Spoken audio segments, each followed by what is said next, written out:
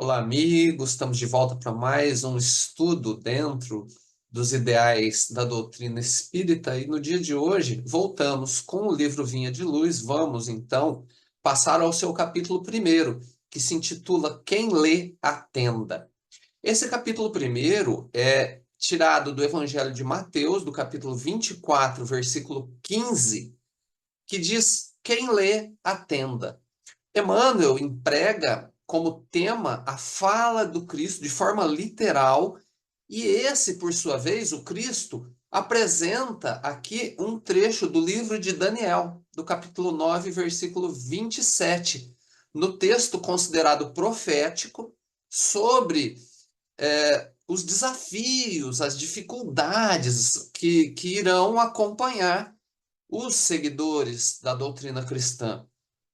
Dessa forma que Emmanuel usa esse tema de forma literal, como a gente já falou, sem alterar sequer uma letra, como a nos relembrar das dificuldades do caminho que escolhemos, cujo símbolo, o arquétipo, a cruz, que representa, entre outros elementos, o próprio sacrifício a bem do nosso semelhante. E por si só apresenta uma grande dificuldade de aplicação. E Emmanuel, ele inicia então o seu texto informando assim como as criaturas em geral converteram as produções sagradas da terra em objeto de perversão dos sentidos, movimento análogo se verifica no mundo com referência aos frutos do pensamento. E aí a gente tem alguns elementos a trabalhar, porque a ideia das criaturas em geral acaba abrangendo a humanidade como um todo. Então, assim como a humanidade converteu as produções sagradas da terra, aqui tem, então, uma metáfora bastante interessante, bastante poética, com três elementos que a compõem. Primeiro, a figura da terra, a nos apresentar esse ambiente físico, mundo material, a figura do sagrado, que nos apresenta a relação com o divino, com Deus, e, finalmente, a ideia de produções. Essa daqui a gente tem que se aprofundar um pouco para conseguir compreender a metáfora de forma mais integral, porque produção do latim significa docere, guiar, conduzir, pro, adiante, avançar. Ou seja, guiar para frente, conduzir avançando. Essa metáfora significa que o planeta por si mesmo tem a função divina de produzir evolução, gerar progresso. Perceberam? E ele diz que isso foi pervertido, foi objeto da perversão dos sentidos. Objeto, alvo, objetivo da perversão, ou seja, a alternância do que era bom para algo nocivo, daninho. E dos sentidos, aqui carrega duas ideias, que ambas são válidas, né? Sentido como sentimento e sentido como direção. E como alvo da nossa conversa aqui são as conquistas daquilo que nos é imperecível, é a água que não dessedenta, o tesouro que a traça não rói, que o ladrão não rouba. Esse progresso, portanto, ele não poderia ser destruído, ou seja, é um movimento não de destruição, mas um movimento de freio, de retardamento. E em segundo lugar, é um movimento que se inicia no reino nominal. Esse movimento onde o planeta por si mesmo produz evolução, por conta de ainda não haver alcançado escolha, por intermédio desse movimento evolutivo, que alçou ao reino nominal, agora tem escolha. E se tem escolha, pode frear. E como é da lei, a lei permite que assim atue. Porque desse processo de freio que também produzirá evolução, também produzirá compreensão. Não da maneira como a própria lei pretendia, mas por intermédio da escolha. E Emmanuel conclui o parágrafo dizendo então que movimento análogo se verifica no mundo, com referência aos frutos do pensamento. Na verdade, está enunciando aí um movimento de onde se origina aquilo que vemos no planeta.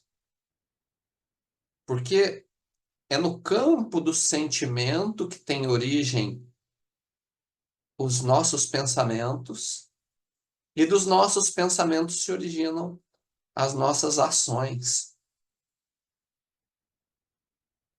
as nossas palavras, as nossas atitudes. Então, tudo aquilo que se materializa no planeta tem sua origem no mundo dos nossos pensamentos. Segue Emmanuel dizendo assim: frequentemente, as mais santas leituras são tomadas à conta de tempero emotivo, destinado a sensações renovadas e condigam com o recreio pernicioso ou com a indiferença pelas obrigações mais justas. E aí, Emmanuel, mais uma vez, apresenta um conjunto de metáforas, poeta que é, para nos apresentar elementos bastante profundos e graves para a nossa vida. Porque a ideia da santa leitura, esse que deveria ser o alimento, a leitura santa que contém o verdadeiro alimento da alma, ele vira tempero emotivo. Deixa de ser alimento e vira tempero. E qual a função do tempero? Realçar a comida, o alimento de verdade. Variar a experiência gustativa. Apimentar. Então aqui está a grande metáfora. Aquilo que deveria ser alimento agora apimenta. E qual o alimento, então? Ele nos apresenta no parágrafo. Ele dirá: o recreio pernicioso. Recreio é aquele intervalo, é o descanso. E se é pernicioso, é prejudicial. Qual outro alimento que Emmanuel nos apresenta? A indiferença pelas obrigações justas. Então, enquanto nos alimentamos dos intervalos da vida, dos descansos, do repouso, da indiferença pelas nossas verdadeiras obrigações, a leitura santa, que deveria ser o alimento, só apimenta essa experiência. Ela só tempera essa experiência, sem modificá-la de fato. Mas Emmanuel seguirá dizendo assim: raríssimos são os leitores que buscam a realidade da vida. Percebam, esse parágrafo complementa o anterior. Eu não quero ler e entender. Eu não estou interessado nisso. Eu só quero temperar o homem velho. Eu só quero fazer de conta que esse homem velho está mudado. Não tenho nenhum interesse em sacrificar o homem velho para que renasça um homem novo. Então a leitura vai só temperar essa experiência que eu estou vivendo até então. Perceberam como é grave a chamativa de Emmanuel?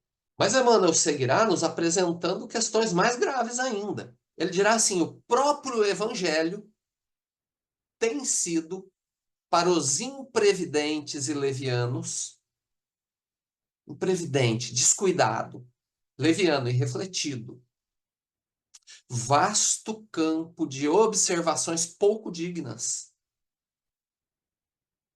O Evangelho, que tem todo esse conteúdo, para esses aí, eles verão coisas que não têm valor, não têm importância, não são dignas. Segue Emmanuel dizendo assim: quantos olhos passam por ele, o Evangelho, apressados e inquietos, anotando deficiências da letra, catalogando possíveis equívocos, a fim de espalharem sensacionalismo e perturbação. Quantos olhos alinham com avidez as contradições aparentes, aquelas que o nosso registro percebem como contradições e tocam a malbaratar com enorme desprezo pelo trabalho alheio as plantas tenras e dadivosas da fé renovadora. Quer dizer, quantas vezes a gente despreza o trabalho sério para gravar somente o equívoco, o engano. Quantas vezes a gente vai na palestra para observar os pontos com os quais nós não concordamos? Segue Emmanuel dizendo assim: a recomendação de Jesus, no entanto, é infinitamente expressiva, significativa, infinitamente. É razoável que a leitura do homem ignorante e animalizado represente o conjunto de ignominiosas brincadeiras. Quer dizer, esse homem que ainda é tão recuado, esse homem que ainda é praticamente saído do reino da animalidade. Então, a sua leitura vai representar ignominiosa brincadeira. Quer dizer, vergonhosa, desprezível, humilhante brincadeira, zombaria, diversão. Mas, dirá Emmanuel, e mas significa porém, contudo, de outra forma. O espírito de religiosidade precisa penetrar a leitura séria com real atitude de elevação. E aqui, na nossa consideração, está o cerne da questão. O espírito de religiosidade. O que é isso? Isso é uma metáfora para seja lá o que for que me trouxe para o espiritismo. Ou para qual religião que seja. Se eu estou ouvindo isso aqui, eu sou católico, qual foi o espírito de religiosidade que me trouxe ao catolicismo? A religiosidade inata, aquela que, sem perceber, o homem traz desde a sua maturação no reino nominal, a busca por alguma coisa superior, alguma intuição da verdade, uma revelação íntima, uma epifania. O que me trouxe para o cristianismo? Por mais equivocada que seja a razão pela qual eu me adentrei pelas portas da religiosidade, esse é o espírito de religiosidade. E uma vez que eu estou dotado desse espírito, seja ele qual for, é necessário que eu penetre a leitura séria. Como é que eu vou penetrar a leitura séria? Eu preciso ir além da simples decodificação de palavras. Não dá para só ler. Eu preciso buscar compreender no texto o sentido mais próximo possível de como o autor compreendia quando escreveu. Por isso é necessário buscar entender o contexto histórico, buscar compreender o que significava esta ou aquela palavra, porque somente com esse conteúdo é que nós vamos penetrar a leitura séria. E leitura séria, com seriedade, com verdade, lendo para me adentrar daquele conteúdo. E não é só leitura séria, é leitura séria com real atitude de elevação. Ou seja, conforme dizia o Cristo, seja o seu dizer sim, sim, não, não. Aquilo que eu entendi, eu vou ter que aplicar na minha vida. Em algum nível.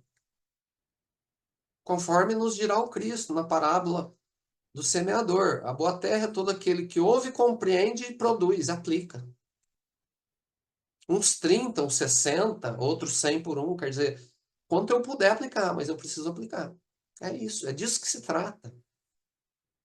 Segue Emmanuel dizendo o seguinte: o problema do discípulo do evangelho E não é o problema, significa a questão. O ponto, o objetivo do discípulo do evangelho não é o de ler para alcançar novidades emotivas. Esse é o aventureiro. Ele quer uma novidade. O discípulo do evangelho não tem como objetivo novidades. Ele tem outro objetivo. Ou conhecer a escritura para transformá-la em arena de esgrima intelectual. Esse não é o problema, o objetivo. Eu não preciso conhecer a escritura para me degladiar a partir daquilo que eu aprendi. Não, não é esse o objetivo também. Emmanuel dirá: o objetivo é ler para atender a Deus, cumprindo-lhe a vontade divina. Ler para atender a Deus, atendendo às leis divinas que estão gravadas na consciência, cumprindo-lhe a vontade divina, que é a expressão da própria lei. Ou seja, Emmanuel está repetindo aqui a ideia da real atitude de elevação. Seja o seu dizer sim, sim, não, não. Boa terra é aquela que ouve, compreende e produz. 30, 60, 100 por um, quanto puder.